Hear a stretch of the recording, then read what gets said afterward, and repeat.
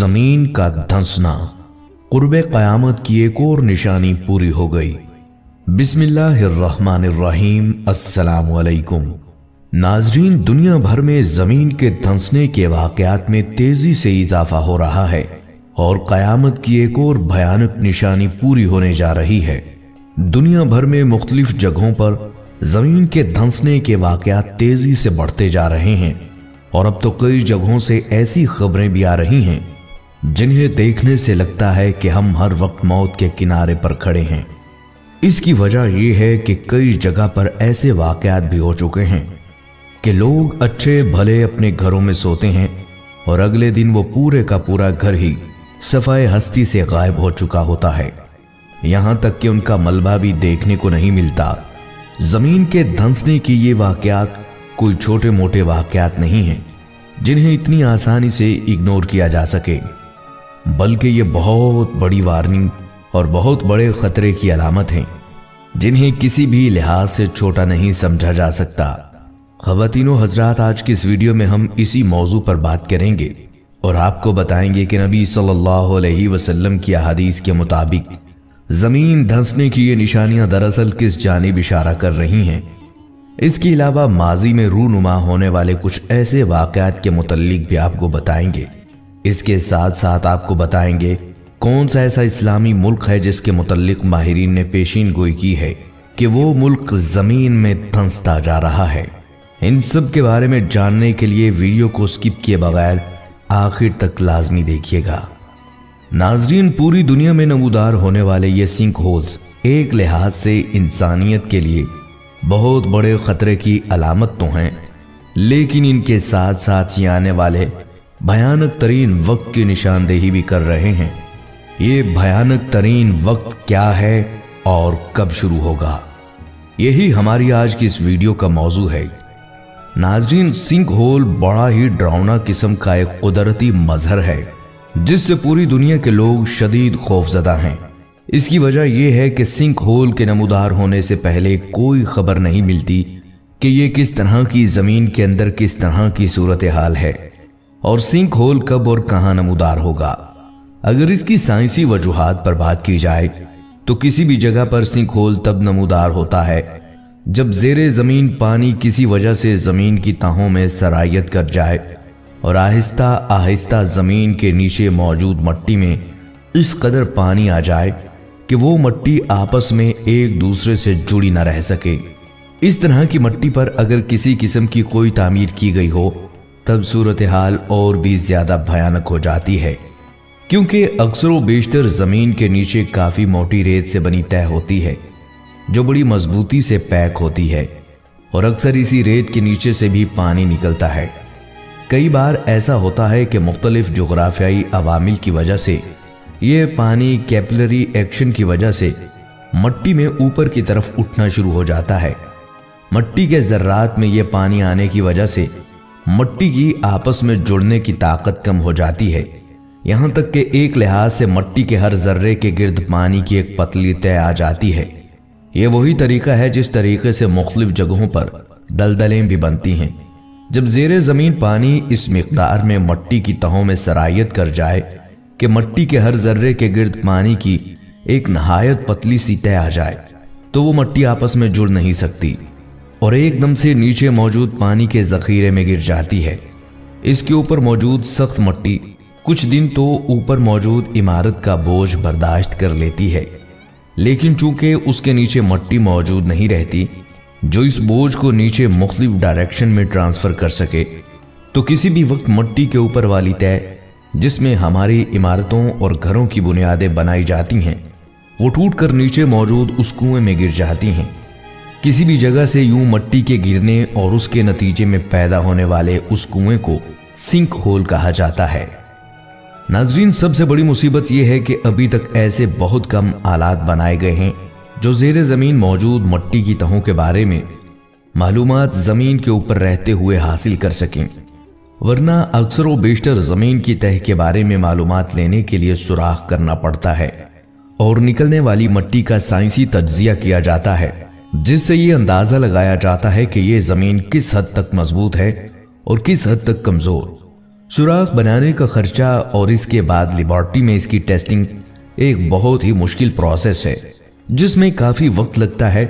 यही वजह है कि किसी भी जगह पर सिंक होल के नमूदार होने से पहले किसी भी किस्म की पेशगोई नहीं की जा सकती कि ज़ेरे ज़मीन किस तरह के अवामिल चल रहे हैं और सिंक होल कब और कहां और किस वक्त नमूदार होगा।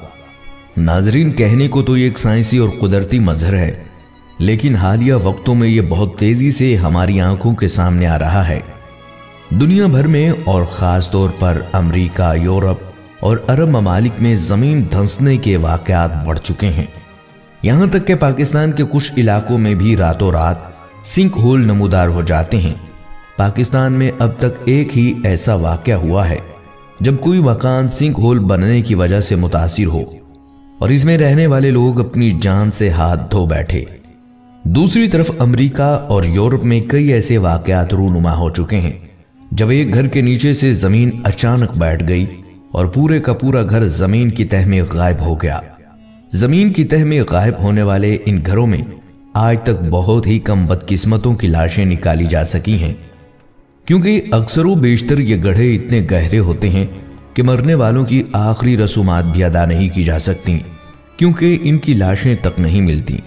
नाज़रीन, अगर हम अब बात करें कि आखिर ये कुदरती मजहर इतनी तेजी से रूनुमा क्यों हो रहा है, क्योंकि अक्सर बेशतर हम साइंसी कॉन्फ्रेंसेस में ये बात सुनते हैं कि ज़ेरे ज़मीन पानी के ज़खायर बड़ी तेजी से कम हो रहे हैं और पानी नीचे की तरफ जा रहा है।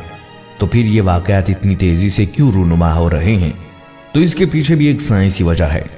दरअसल मट्टी पूरी तरह से पैक हो जाती है तो उसके दरमियान पानी को अंदर घुसने की जगह नहीं मिलती, लेकिन जब इस मट्टी के नीचे मौजूद पानी की मिकदार कम हो जाए तो नीचे बनने वाले खला की वजह से ऊपरी मट्टी की तह कमजोर हो जाती है और इसके जर्रात थोड़े थोड़े करके झड़ने लगते हैं और मट्टी की तहों में दरारें पड़ जाती हैं। यही दरारें आहिस्ता आहिस्ता वहां मौजूद नमी को ऊपर बढ़ने का रास्ता देती हैं और फिर थोड़े ही वक्त में मट्टी की वो तह पूरी तरह से उस नमी से भर जाती है और मुकम्मल तौर पर कमजोर हो जाती है, जिसकी वजह से सिंक होल नमूदार होता है। ख़वातीनो हज़रात, अब हम बात करेंगे इस्लामी नुक्ता नज़र से। सिंक होल को अरबी में खस्फुल अर्ज कहते हैं। खस्फ यानी ज़मीन का यूं धंसना। ये एक बहुत बड़ी निशानी है जिसके बारे में नबी सल्लल्लाहु अलैहि वसल्लम ने अपनी अहादीस मुबारका में बड़ी वजाहत से बयान फरमाया। नबी करीम सल्लल्लाहु अलैहि वसल्लम से एक सही हदीस मरवी है जिसके मुताबिक आप सल्लल्लाहु अलैहि वसल्लम ने इरशाद फरमाया कि दज्जाल उस वक्त तक नमूदार नहीं होगा और मेहदी उसके मुकाबले में नहीं निकलेगा जब तक दुनिया के मशरिक व मगरिब में 3 जगहों पर बड़े बड़े जमीन के धंसने के वाकयात रूनुमा ना हो जाएं। यानी ये वाकयात इतने बड़े होंगे कि आलमी पैमाने पर पूरी दुनिया को हिला कर रख देंगे। इससे अंदाजा लगाया जा सकता है कि हो सकता है जहां पर जमीन धंसने के वाकयात रूनुमा हों वहां दुनिया का बहुत अहम स्ट्रेटेजिक असासा मौजूद हो या किसी बहुत बड़ी आबादी को जमीन में धंसा दिया जाए। यही निशानी दज्जाल के ज़हूर और इमाम मेहदी अलैहिस्सलाम के ज़हूर की होगी और यहीं से क़यामत का आगाज होगा, क्योंकि जब ये निशानियां ज़हूर पजीर होंगी तब क़यामत के कायम होने में बमुश्किल 1 से 1.5 सदी का वक्त ही रह जाएगा। नाज़रीन, क़यामत की बड़ी निशानियों में से एक निशानी ये भी है कि रुए ज़मीन पर ज़मीन के फट जाने या धंस जाने के 3 ऐसे वाक़यात रूनुमा होंगे कि लोग बहुत ज़्यादा खौफज़दा हो जाएंगे, क्योंकि इनके असरात बहुत होलनाक होंगे। यूं तो दुनिया में पहले भी ज़मीन के फटने के ऐसे कई वाक़यात सुनने को मिल चुके हैं, लेकिन जिन वाक़यात की खबर आप सल्लल्लाहु अलैहि वसल्लम ने दी है वो हमारी सोच से बालातर है। वो किस कदर भयानक अजाब होगा कि रुए ज़मीन पर कोई भी उसके खौफ से नहीं बच पाएगा। ज़मीन का धंसना क़यामत कुबरा की निशानियों में से है। वो कब होना है, किस जगह होना है, इसका इल्म तो सिर्फ अल्लाह ताला की ज़ात अक़दस ही जानती है, लेकिन आप सल्लल्लाहु अलैहि वसल्लम ने उन सम्मतों की जानिब इशारा जरूर दिया है। एक वाक़या अहले मगरिब की तरफ होगा, वो इस कदर भयानक होगा कि पूरा मगरब उसके खौफ की लपेट में होगा, जबकि दूसरा वाक़या अहले मशरक़ की तरफ होगा और तीसरा वाक़या अहले अरब की सरजमीन पर होगा। इरशाद नबी सल्लल्लाहु अलैहि वसल्लम है कि यकीनन وہ اس وقت تک قائم نہیں ہوگی حتیٰ کہ اس سے پہلے 10 نشانیاں دیکھ لو۔ پھر آپ نے ذکر کیا دھواں، خروج دجال، خروج دابۃ الارض، سورج کا مغرب کی طرف سے طلوع ہونا، عیسیٰ ابن مریم کا نزول، خروج یاجوج ماجوج، مشرق مغرب اور جزیرہ نما عرب میں زمین کا دھنس جانا، اور سب سے آخر میں جو علامت ہوگی وہ یمن سے ایک آگ نکلے گی جو لوگوں کو ان کے معشر کی طرف ہانک کر لے جائے گی۔ سب سے پہلی علامت نبی مکرم صلی اللہ علیہ وسلم نے ایک دھواں قرار دی ہے۔ محدثین نے اس کی وضاحت میں تحریر فرمایا کہ قیامت کے قریب ایک دن کہیں سے دھواں نکلے گا۔ وہ دھواں بڑھتے بڑھتے مشرق سے لے کر مغرب تک اور شمال سے لے کر جنوب تک پھیل جائے گا اور مسلسل 40 دن تک برقرار رہے گا۔ دوسری علامت دجال کا خروج ہے۔ روئے زمین پر تاریخ انسانیت کا یہ سب سے بڑا فتنہ ہوگا جو اپنے وقت پر رونما ہوگا۔ زیر تذکرہ حدیث مبارکہ کی وضاحت سے قبل دجال کا لفظی معنی سمجھ لینا ضروری ہے۔ چنانچہ علماء کرام نے لکھا ہے کہ دجال کا لفظ دجل سے نکلا ہے اور دجل کے معنی ہے مکر و فریب۔ ناظرین، دجال کے بعد تیسری علامت دابۃ الارض کا خروج ہے۔ دابۃ الارض کا لفظی معنی ہوتا ہے زمین کا چوپایا، اور اس سے مراد دیمک ہوتی ہے جو لکڑی کو چاٹ جاتی ہے اور لکڑی بھر بھری ہو کر بیکار ہو جاتی ہے۔ لیکن جب علامات قیامت کے بیان میں یہ لفظ بولا جاتا ہے تو اس سے مراد وہ مخصوص جانور لیا جاتا ہے جو قیامت کے قریب خروج کرے گا۔ اس جانور کا چہرہ اور قد و قامت عام جانوروں سے مختلف ہوگا۔ قیامت کے قریب ایک دن حرم کعبہ میں زلزلہ آئے گا جس کی وجہ سے صفا پہاڑی شق ہو جائے گی اور اس میں سے یہ جانور نکلے گا۔ اس جانور کے ایک ہاتھ میں موسیٰ علیہ السلام کی لاٹھی اور دوسرے میں سلیمان علیہ السلام کی انگوٹھی ہوگی۔ وہ جانور پوری دنیا میں پھرے گا اور ہر شخص پر نشان لگاتا جائے گا۔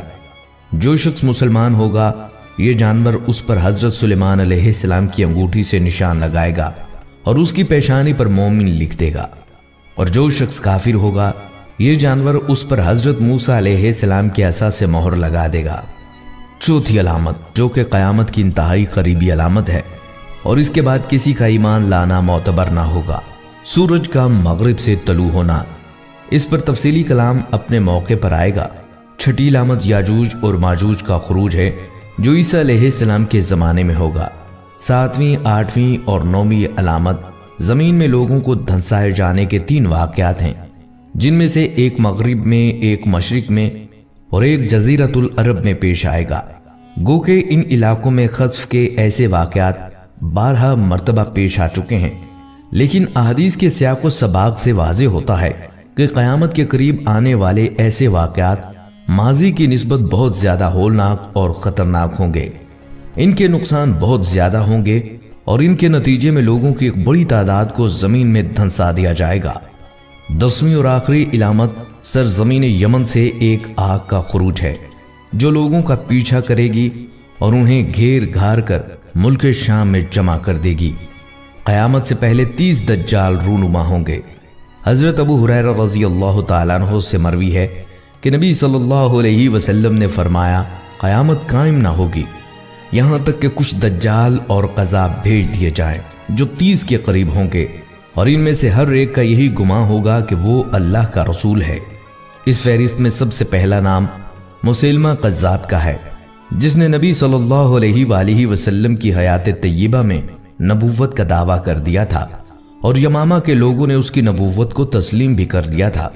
اسی طرح یمن میں اسود انسی نے اسی دور میں نبوت کا دعویٰ کر دیا۔ سیدنا صدیق اکبر رضی اللہ تعالیٰ عنہ کے دور خلافت میں بنو اسد بن خزیمہ کے طلیحہ بن خویلد نے نبوت کا دعویٰ کیا۔ بنو تمیم کی ایک عورت سجا تمیمہ کو شوق چڑھا اور اس مخبوط الحواس عورت نے بھی نبوت کا دعویٰ کر دیا۔ نبوت کا جھوٹا دعویٰ کرنے والے دجالوں کا سلسلہ چلتا رہا۔ شیطان کے چیلے انسانوں کی شکل میں شیطانیت اور گمراہی پھیلاتے رہے، لیکن ہر زمانے میں ان کے جھوٹ اور دجل و فریب کو واضح کرنے کے لیے اللہ تعالیٰ نے اپنے چند بندوں سے کام لیا اور لوگوں کے سامنے حق کو نمایاں کر دیا۔ ناظرین، زمین کا دھس جانا اللہ رب العزت کے احکامات کی پامالی نافرمانی، ناشکری اور اس کے عذاب کو دعوت دینے کی طرف اشارہ ہے۔ معلوم ہوتا ہے جیسے آنے والے وقت میں روئے زمین پر صرف بدکار، گنہگار اور نافرمان لوگوں کا ڈیرا ہوگا، جو کثرت گناہ کے دلدل میں جکڑے ہوں گے۔ لوگوں کے شب و روز اور مصروفیت کا اندازہ آپ صلی اللہ علیہ وآلہ وسلم کے اس فرمان مبارک سے واضح ہوتا ہے، جیسے کہ ارشاد فرمایا گیا کہ میری امت کے کچھ لوگ کھانے پینے اور لہو و لعب میں رات گزاریں گے، جب صبح ہوگی تو سب کے سب خنزیر بن چکے ہوں گے۔ اس امت کے بعض قبائل کو ان کے گھروں سمیت زمین میں دھنسا دیا جائے گا۔ جب صبح ہوگی تو وہ لوگ کہیں گے کہ آج رات بنو فلاں کو زمین میں دھنسا دیا گیا، آج رات فلاں قبیلے کے گھروں کو زمین میں دھنسا دیا گیا۔ ان پر پتھر برسائے جائیں گے اور ان پر منحوس ہوا بھیجی جائے گی، جو انہیں اسی طرح ریزہ ریزہ کر کے اڑا دے گی، جس طرح قوموں کو ان کے شراب پینے، سود کھانے، مردوں کے ریشم پہننے، گانا بجانے والی عورتیں اختیار کرنے اور قطع رحمی کرنے کی وجہ سے بیخو بند سے اڑا چکی ہے۔ ناظرین، اب آپ سمجھ سکتے ہیں کہ اسلامی نقطۂ نظر سے زلزلے یا زمین دھنسنے کے واقعات جن کے رونما ہونے میں بڑی تیزی سے اضافہ ہو رہا ہے، اس لحاظ سے اہمیت کے حامل ہیں کہ یہ دراصل ایمان والوں کے لیے نشانیاں ہیں کہ وہ اپنے اپنے ایمان کی فکر کریں کہ دنیا کے خاتمے کا وقت نزدیک آ رہا ہے۔ پچھلی انبیاء کی قوموں پر جتنے بھی عذاب آئے ہیں وہ سب ان کی نافرمانی کی وجہ سے آئے ہیں، چاہے وہ نافرمانی کاروباری معاملات کی صورت میں ہو، یا آپس میں تعلقات کی صورت میں ہو، یا عبادات کی صورت میں ہو۔ اللہ تبارک و تعالیٰ نے ان کی نافرمانیوں کی وجہ سے قیامت تک کے لیے آنے والی انسانیت کے لیے انہیں نشانہ عبرت بنا دیا۔ آج بھی دنیا میں ایسے کئی مقامات موجود ہیں جہاں ان کے آثار نمایاں ہیں، اور ان عذابات کا اقرار جدید سائنس بھی اپنی ریسرچ میں کر چکی ہے۔ جن باتوں کی وجہ سے وہ عذاب خداوندی کی لپیٹ میں آئے، وہی باتیں آج ہمارے معاشرے میں بھی نمایاں ہیں۔ جناب نبی کریم صلی اللہ علیہ وآلہ وسلم نے اللہ سے اپنی امت کے حق میں دعا کی، اے اللہ میری قوم کو ہدایت دے اور ان کو پچھلی دیگر قوموں کے عذاب سے محفوظ فرما۔ جناب نبی کریم صلی اللہ علیہ وآلہ وسلم کی اس دعائے مبارک سے آج ہم پچھلی دیگر قوموں کے عذاب سے محفوظ ہیں۔ آج کے اس معاشرے میں ہماری ان گنت معاشرتی اور کاروباری برائیوں کی وجہ سے مہنگائی کا بڑھنا، قتل و غارت کا پھیلنا، جھوٹ، غیبت، چوری چکاری اور خود غرضی کا پھیلنا، یہ سب قرآن اور اس کے احکام کی دوری کی وجہ سے ہیں۔ اللہ تعالیٰ سے دعا ہے کہ وہ ہمیں ثابت قدم رکھے اور ہمیں ایمان والوں میں سے بنائے، تاکہ ہم ان لوگوں میں شامل کیے جائیں جن پر اللہ رب العزت انعامات نازل فرمائیں گے۔